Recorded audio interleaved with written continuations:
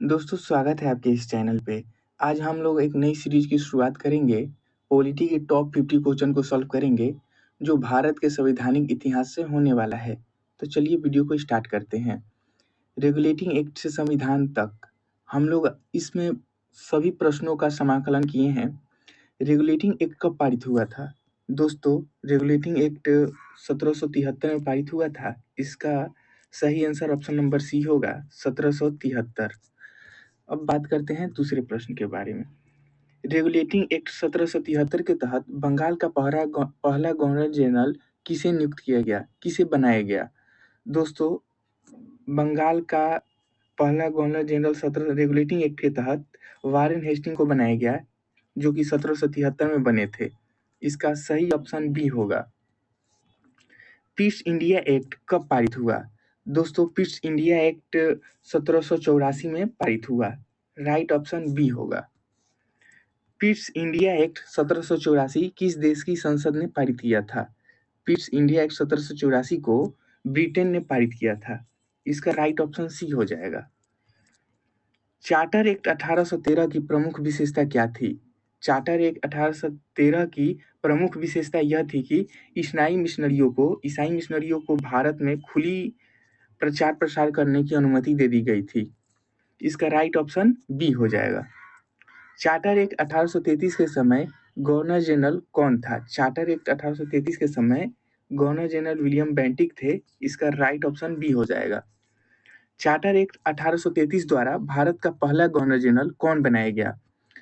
1833 के द्वारा भारत का पहला गवर्नर जनरल विलियम बेंटिक को बनाया गया, इसलिए इसका राइट ऑप्शन सी हो जाएगा। चार्टर एक्ट 1853 की विशेषता क्या थी?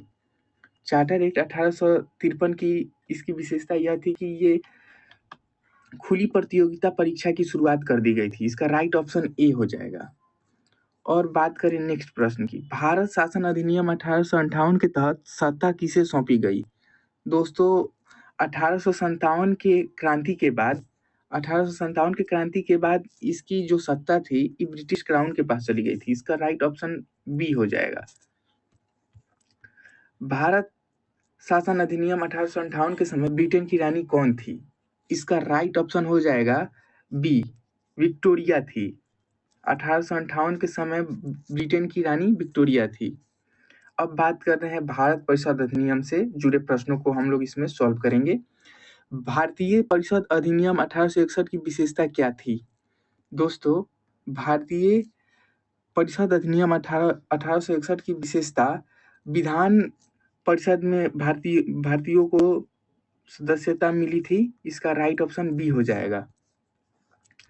भारतीय परिषद अधिनियम 1892 में क्या प्रावधान था? दोस्तों 1892 में जो भारत परिषद अधिनियम आया था उसमें था कि बजट पे चर्चा का अधिकार मिल गया था। भारतीयों को बजट पे चर्चा का अधिकार मिल गया था। इसका राइट ऑप्शन ए हो जाएगा।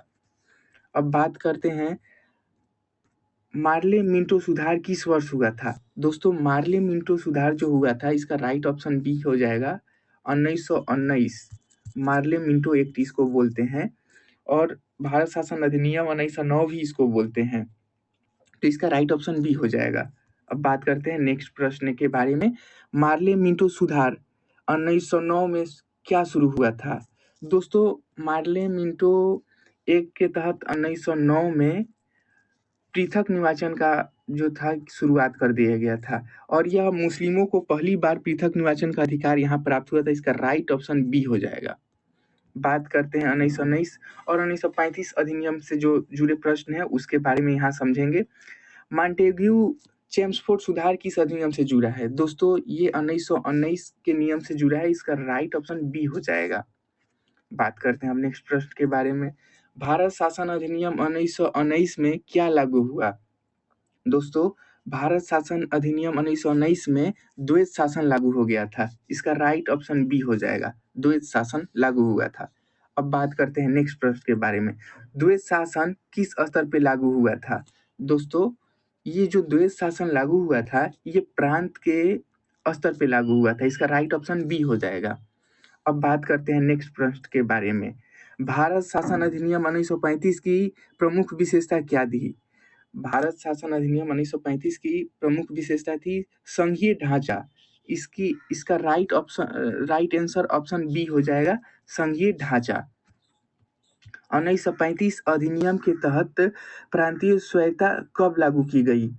दोस्तों 1935 के तहत भारत में प्रांतीय स्वायत्तता 1937 में लागू की गई थी। इसका राइट ऑप्शन ए हो जाएगा 1937। 1935 अधिनियम भारतीय संविधान का किस भाग का आधार बना है? दोस्तों ये जो है 1935 अधिनियम भारतीय संविधान का संघीय संरचना का भाग बना है। जी हाँ दोस्तों, ऑप्शन नंबर सी इसका राइट ऑप्शन होगा। अब बात करते हैं संविधान सभा से जुड़े प्रश्न के बारे में। संविधान सभा का गठन किस योजना से हुआ था? तो दोस्तों इसका राइट ऑप्शन हो जाएगा कैबिनेट मिशन। कैबिनेट मिशन से इसकी शुरुआत हुई थी और इसका राइट ऑप्शन बी इसका हो जाएगा। कैबिनेट मिशन भारत कब आया था? दोस्तों कैबिनेट मिशन भारत 1946 में आया था। इसका राइट ऑप्शन सी सही हो जाएगा। संविधान सभा की पहली बैठक कब हुई थी? दोस्तों संविधान सभा की पहली बैठक 9 दिसंबर 1946 को हुई थी।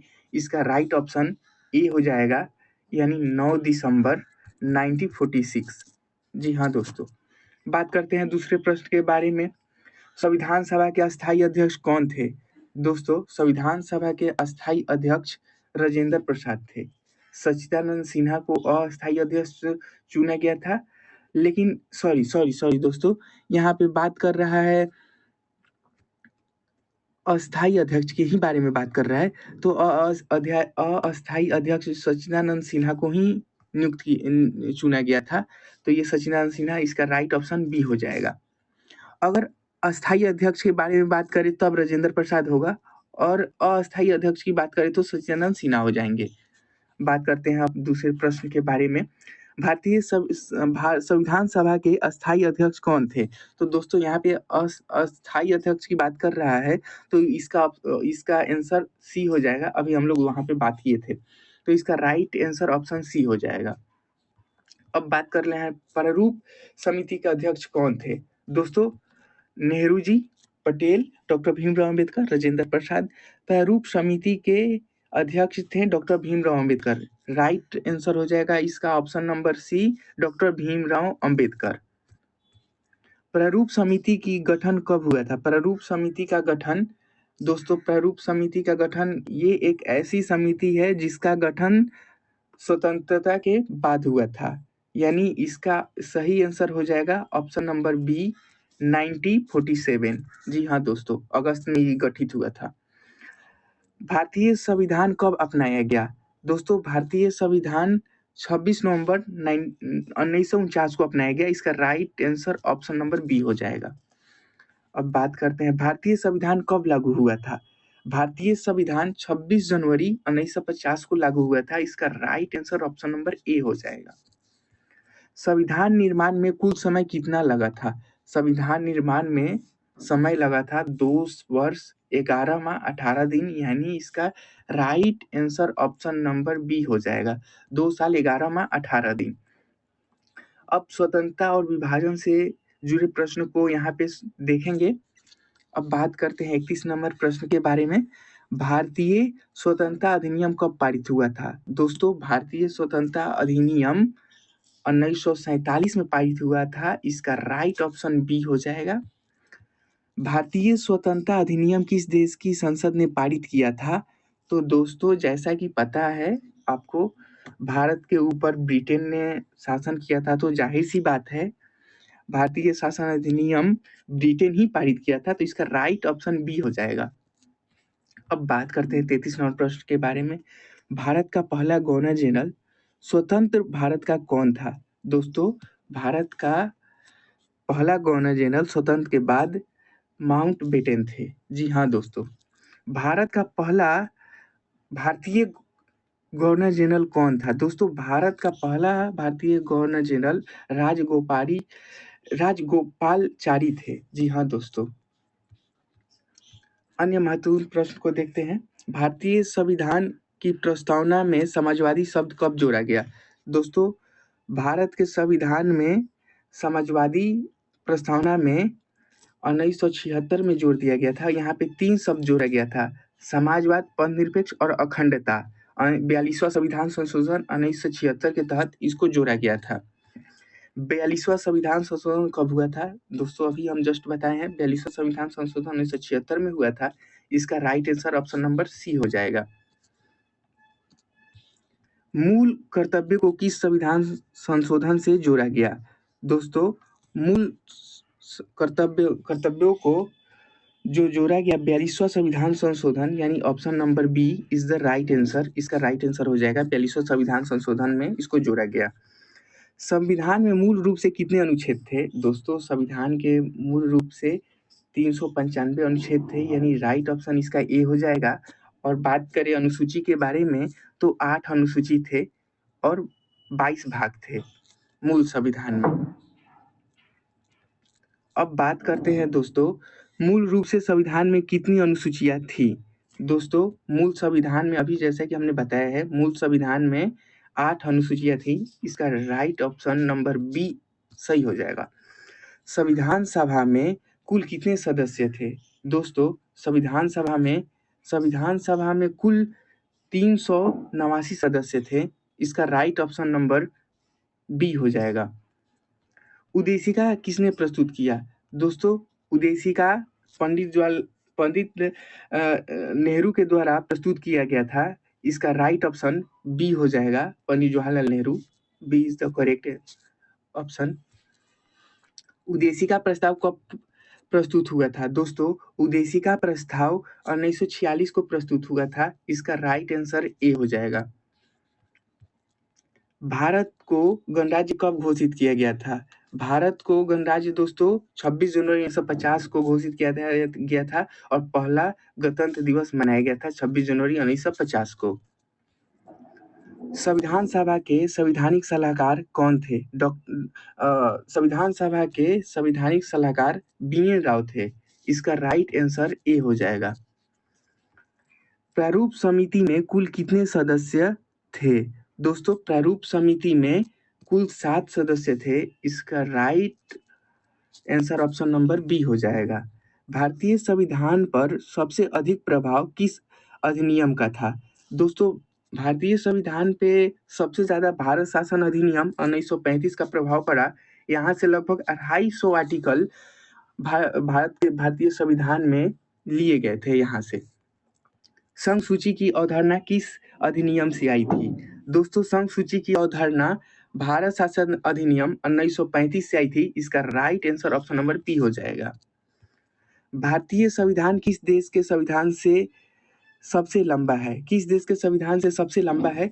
तो दोस्तों, बात करें भारतीय संविधान अमेरिका के संविधान से सबसे लंबा। और बात करें दोस्तों, भारतीय संविधान लिखित संविधान है ये, और ये सबसे बड़ा लिखित संविधान है। भारत में संसदीय प्रणाली किस देश से ली गई थी? दोस्तों, भारत में संसदीय प्रणाली ब्रिटेन से ली गई थी। इसका right answer option number B हो जाएगा। अब बात करते हैं लास्ट प्रश्न के बारे में। भारतीय संविधान में आपातकालीन प्रभाव किस देश से लिया गया था?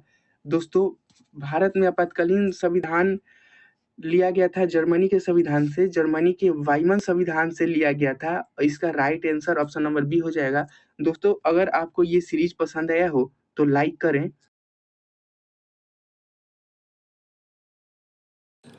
और चैनल को सब्सक्राइब करें दोस्तों। ऐसे ही वीडियो के लिए मिलते हैं नेक्स्ट वीडियो में। धन्यवाद।